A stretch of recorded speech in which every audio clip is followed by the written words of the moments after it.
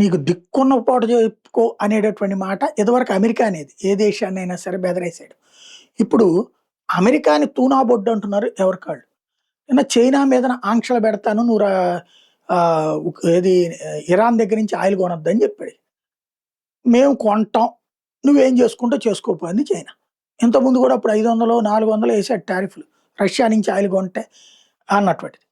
అప్పుడు పట్టించుకోలా. అట్లాగే భారతదేశం మీద రష్యా ఆయిల్ కొనడానికి వీల్లేదంటే, మాకు ప్రపంచంలో ఎక్కడ తక్కువకొస్తే అక్కడికి కొంటాం. అంటే వెనిజులా దగ్గర కొనుక్కుందాం. ఆ వెనిజులా దగ్గర కూడా కొంటాం. బట్ రష్యా దగ్గర నుంచి ఆయిల్ కొనడం ఆపమని తేల్చి చెప్పాం. అది ఇండియాని కంట్రోల్ చేయలేకపోయింది. ఇప్పుడు తాజాగా ఇరాన్‌కి సంబంధించి పోయింది. డెన్మార్క్ వాళ్ళని గ్రీన్‌లాండ్ ఇవ్వమంటే కుదరదు పొమ్మనమన్నారు.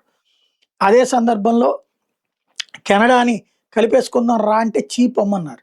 ఇప్పుడు స్పెయిన్ వాళ్ళ మీద ఆంక్షలు పెడతామన్నాడు. తీవ్రమైన చర్యలు తీసుకుంటామన్నాడు. చేతనైంది చేసుకోమంటోంది.